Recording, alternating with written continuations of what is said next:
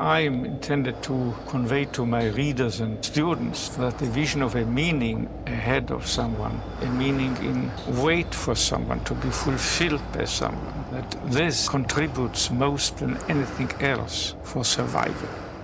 The wish to find and to fulfill meaning is the basic motivation in human beings. Man is something like a rat in psychological experiments, not only against so-called deterministic concepts of man, but also regarding the motivational theories of certain psychotherapeutic systems.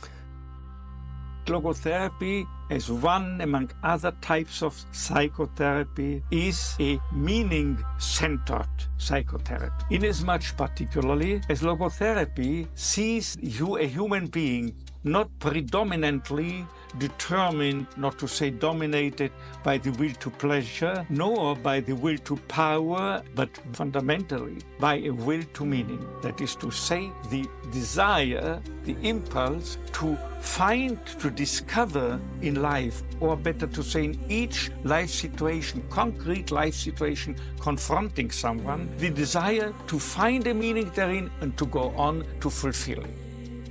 However it might be, whether the one or the others are suffering more or less respectively from this existential vacuum. The ones who seem to suffer less do not look at the others with contempt, but look at the others with compassion and look for anything possible to help the others. Lack of initiative, lack of interest with the world, or initiative in changing something within the world for the better.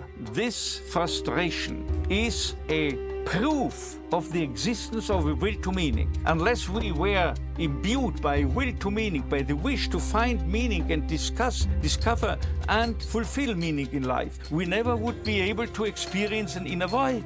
So this is in a way also something positive. You may find a meaning. The average man, the man or the woman on the street, may find a meaning day by day in doing a deed, in creating a work, and in experiencing something, beauty, the truth as a researcher, or the good in dealing with people as a teacher or whatsoever, finding a meaning in experiencing without doing anything, without achieving or accomplishing anything, but just in giving oneself to the immediate experience of something beautiful going on in the world. But there is also another aspect of experiential value, experiencing something, but also experiencing someone.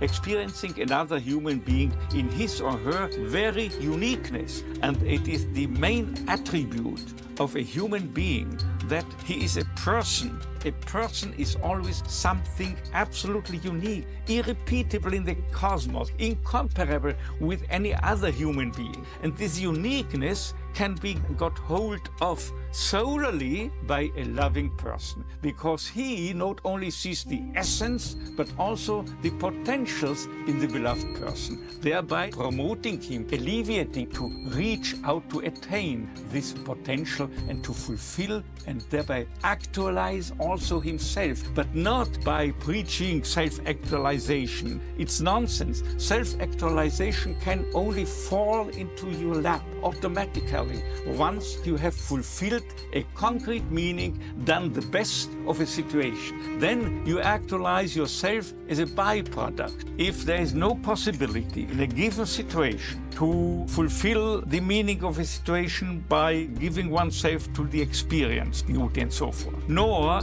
you have lost the capability to do your job, to do your work, even then there is an ultimate possibility to find and fulfill meaning. Not only the ultimate, it is even the potential to fulfill the deepest meaning, to attain the highest value. I couldn't prepare anyone else unless I would have prepared myself, because your patients feel exactly whether or not you are really convinced of what you are teaching and telling them. Now, I'm convinced that in contrast to the usual aspect, be it sound aspect to life, and more specifically to the past, to life's transitoriness, in contrast to that, I maintain that in the past nothing is lost, but right on the contrary, everything is stored forever. it is not annihilated by transitoriness, but on the contrary, is becoming preserved forever. Something you have done can never be undone. Something you have experienced, something you have even experienced in a negative sense, going through suffering, honestly, courageously, and with dignity.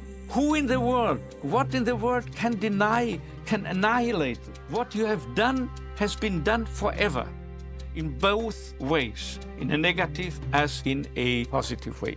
And the past is a storehouse of what you have done, what you have experienced, what you have gone through, and what you have done out of all the negative and tragic aspects as even encountered within your life.